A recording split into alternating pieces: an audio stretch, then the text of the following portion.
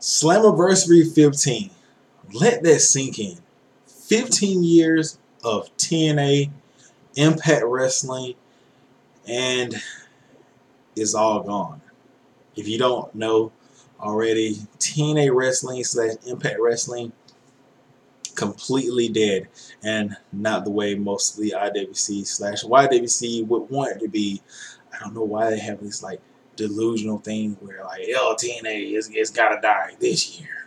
And then it's like next year, yeah, it's gotta die. It's gotta die. Like they're gonna be like 90-year-old men. I always say that joke, and surprisingly, it's gonna become true because the company is just gonna keep rolling. But it died a little bit because TNA is getting rebranded as, wait for it, GFW.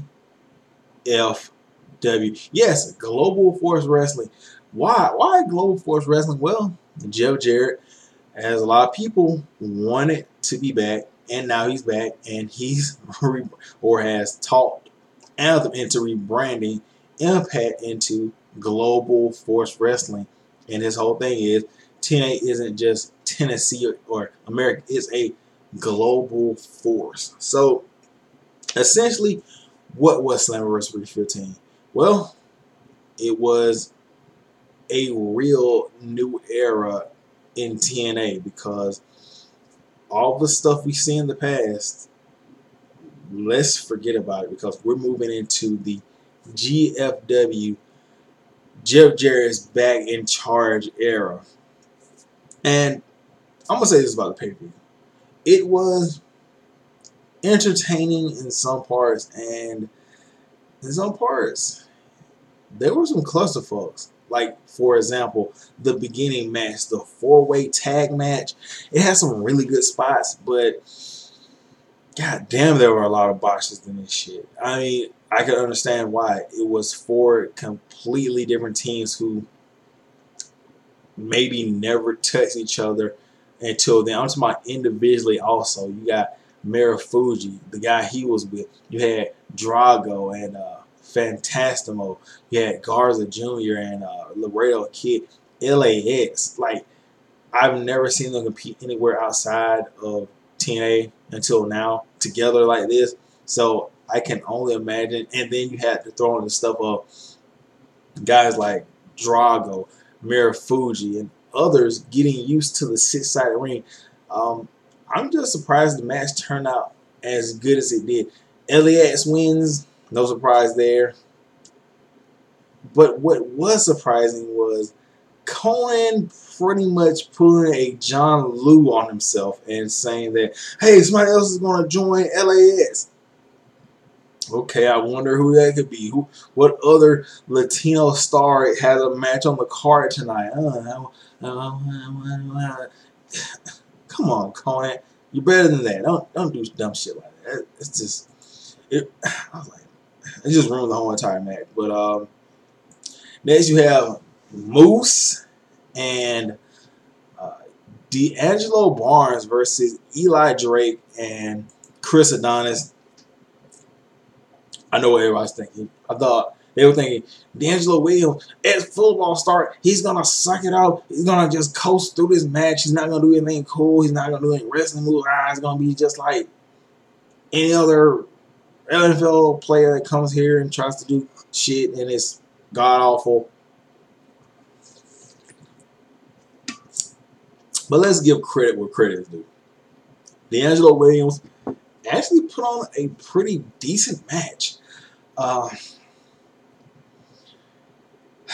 Eli Drake in this kind of match. Yeah, we all know Eli Drake deserves better. But I don't even know what sound speech like. Eli Drake should be competing for nuts. And essentially he is in a way because this still ties into the Moose thing with the Grand Championship. But I guess it's another hurdle for Eli Drake to jump over. I don't know. We all know Eli. Like I said, Eli Drake deserves better. D'Angelo Williams ends up like they bring a table into the match for some reason, and the referee doesn't say like disqualification, but they set up Chris Adonis on the table, and D'Angelo tries to go for this frog splash and overshoots it, and like the table flips over, half broken. He pins Adonis. Good on that. I mean, they ain't try to like, oh, we thought we got to self Adonis again and did the match. No, they pinned Adonis, got him out of the way, took Eli Drake and powerbombed him through the table. I'll take it for a celebrity match or whatever. I'll take that. Then you moving on, you get James Storm versus EC3. I really enjoyed this scrap match, especially after seeing like that debacle of a scrap match on Ring of Honor. Like, I'm not even gonna say debacle. Maybe that's too harsh because it was just unusual. Like, did you see it? Like, they had a scrap match where two guys had like basically like thin pieces of scrap tied in their arm, and they were like, "What the fuck was that?" Like, that's not a scrap match. It's just stupid. What the fuck kind of, and like both of you guys have it. I like the old-fashioned scrap match. Two guys chained to one long piece of leather scrap, beating the hell out of each other. And man, did these guys beat the hell out of each other.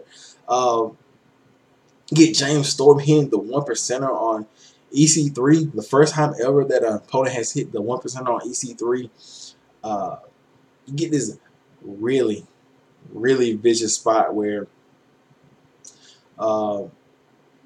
James Storm is like stalking EC3. EC3 has his hand out of the scrap, and he just pulls him face first into the pole, and that had effects later on in the match. But then you had this point where EC3 had the handcuffs, and like they're like doing this thing where they're like fighting over the handcuffs in the corner, and James Storm handcuffs EC3 to the ropes, and he lashes him like 32 times. But then going back to the end of the match, that thing where James Storm got pulled like really hard into the post, he fights off EC3, hits the last call super kick, he gives up for another one, and he's just like, fuck. So essentially the whole match was EC3, it was built around EC3, he wants the old guard now. He feels like he's the new guy. He's the top guy. He's the guy that everybody should be looking to for leadership. And he can't do that with people like James Storm still around because they're going to overlook him for James Storm as far as leadership and advice or something like that. But I don't know if that was a real injury or not, but damn, that pull into the post, devastating. And then you have James Storm selling that injury. Like, I don't know if he was selling it or it's real. Like, he's so like setting up for the last call again, and then he just like tumbled over like a ton of bricks. Damn, that was some good selling. If it was legit, if he wasn't really seriously hurt. Then you get, look guys, look. I know you want to hate this match. I know you want to hate it. I know you want to shit on it, give it 1 star, whatever you want to do.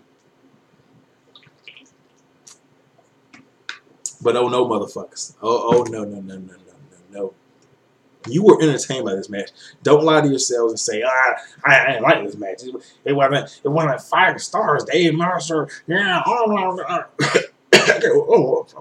Don't dry as shit. I don't know why. When I started in that voice, I can't do it. But this match had damn near everything. And damn if it didn't entertain the hell out of me. Yes, I was scared at the beginning. Thought they were just going to have some regular rinky-dink Josh Matthews, Jeremy Borash match where, you know, maybe Jeremy Borash gets in a couple spots and he finally overcomes Josh Matthews. But no. No. You get the regular match. And then you get Parks and JB running off. And then you get Scott Steiner. And just Scott Steiner alone would have been awesome. But Scott Steiner and John Matthews, the GOAT, kill character, chasing after them on a golf cart. And then chasing after them in a stolen SUV, trying to run them the fuck over. And then explode. Josh chases JB into a pool where JB body drops. Josh into a pool and then hits a cannonball on to Josh, and then Josh chokes the man out underwater. And who appears to save JB? Give me a shell, yeah. Shark Boy. For some other reason, but let's not question it. Please don't try to put the logic into it. Don't try to ruin everybody else's fun. But Shark Boy appeared, and then you get Scott Steiner throwing Joseph Park into a piece of plywood and leaving him half for dead. And then who appears in the light but Father James Minstrel to give his son Abyss the gift of causing other people pain, the Abyss Man. So JB, he's back in to the arena, getting chased by Steiner and blah, blah, blah, blah, blah. They beat him up, and they try to put him in the Steiner recliner where Josh does. And then out comes Shark Boy. He gets beat up by Scott Steiner, and then he puts JB into the Steiner recliner. Cue Abyss's music. Abyss comes out. Wrecks the holy hell out of both guys. Father James Minstrel comes in with thumbtacks. Places them down. And who takes a spot? Who takes a vicious black hole? Well, I'm gonna be honest. It wasn't that vicious because, Abyss, he kind of like, I'm laying you down softly, bro, because if I did this hard, I'd probably break you, but I'm gonna still, I got you. A black hole slam into Tax. That was pretty cool, and the fact that Josh Matthews took that spot says a lot about his character. And then you have JB hitting a splash on the top rope and just pretty much getting his whole hand, every one of his hands covered in thumbtacks. And the look on JB like, fuck, you guys do this shit? Back to the commentary. That's for me. Fuck this shit. But yeah, hopefully Jay Mitchell stays with the Abyss. I mean, it's a new era. Then you have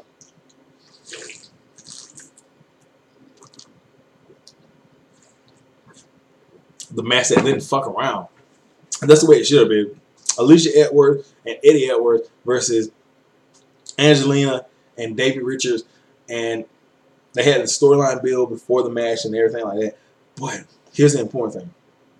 They already had so many matches of this beforehand, sort of. They had the last man standing, hardcore, the regular one.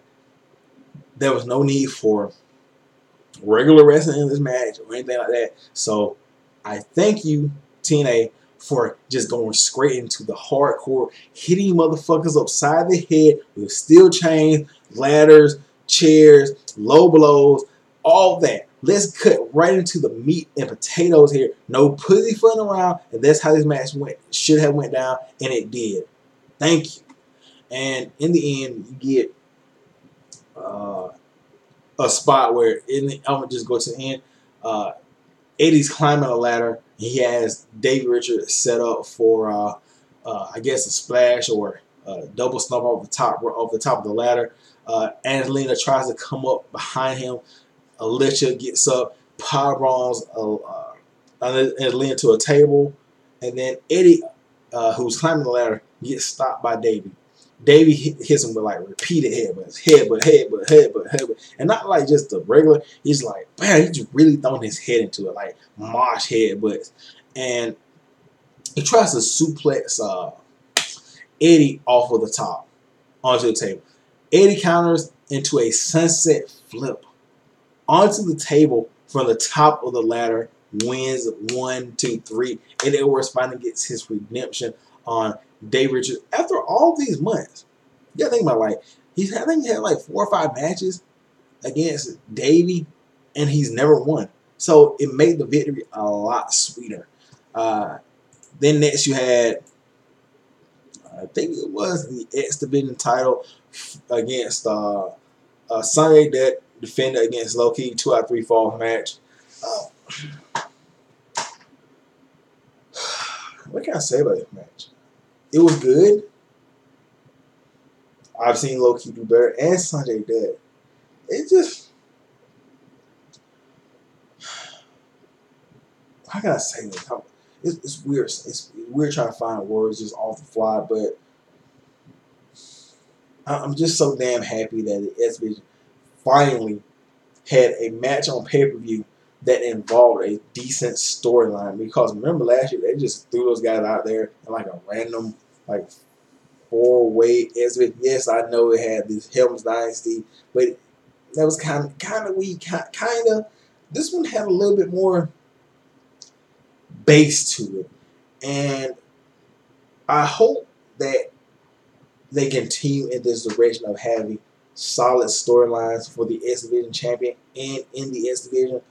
Sonny that wins the third fall with a, I don't know what the hell it was. It was just like a moonsault double stump, and for some reason I don't know why he won the title in the first place in India with that raggedy ass 1920s old bullshit splash.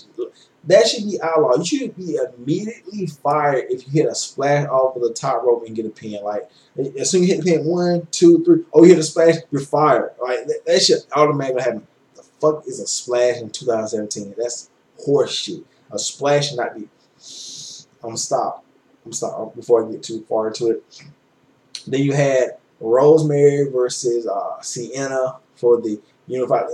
Also, let me talk about this because I know T-Sean, he's gonna talk about this.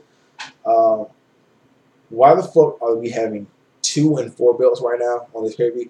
At a pay-per-view, especially like the new rebranding of GFW Impact or whatever, you should have took the titles away from LAX, Sienna, spoiler alert, Sienna, and El Patron and gave them new, crisp GFW Impact, round the Memphis mid-card butt shit belts instead of having them hold 2 and 4 belts. What? That's so stupid. Or maybe they're just waiting on the next gen title and the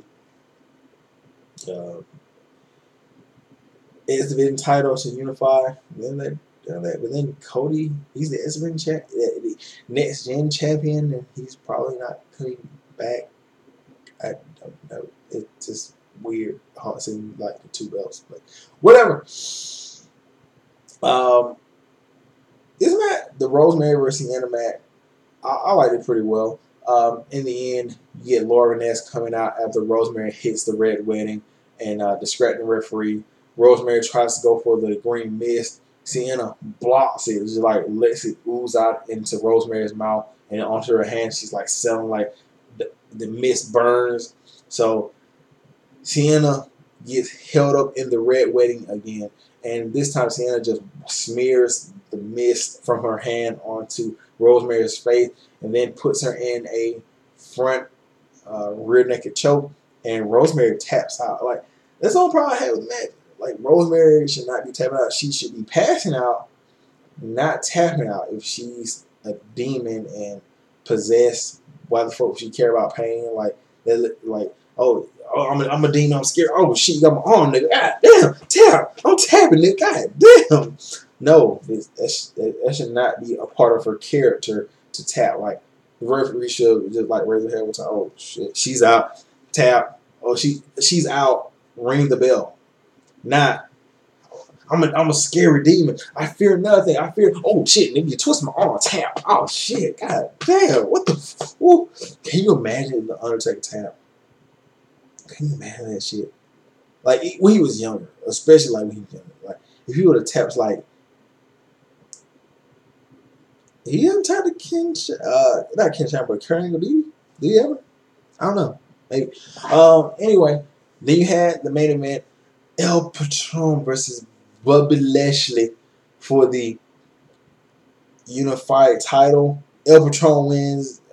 Look, I'm gonna be honest with you guys. I turned my head for like 1 second, and all of a sudden, it was like El Patron's a new champion. I was like, what the fuck, really? Like, okay, let me get back to the, watching it real quick because Conan kind of spoiled the fucking surprise. Thanks a lot, Conan. But then they're like, well, we see you guys tomorrow. Josh Matthews and Pope be back. We're out. Deuces.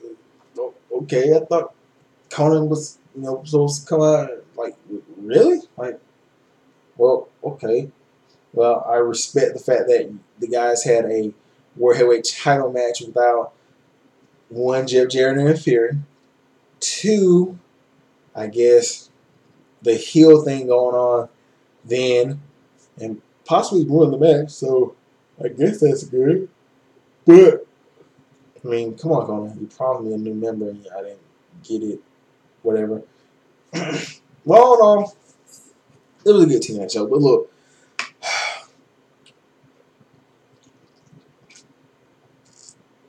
I don't know. It's going to get trashed for a stupid reason.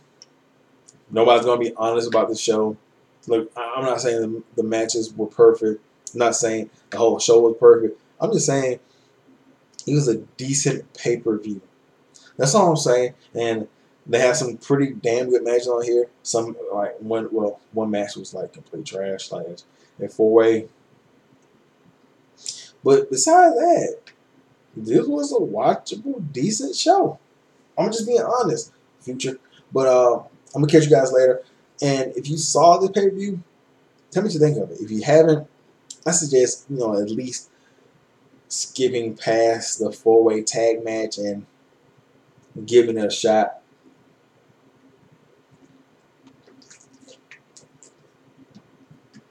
By the way, before I go, Paige, she was in the front row with the lucha mask on. So I guess coming soon, Paige to GFW. If you're a Paige fan, give me your thoughts on how you would think Paige would do in Impact. But besides that, I'm going to get out of here. I'll catch you guys later. Peace out.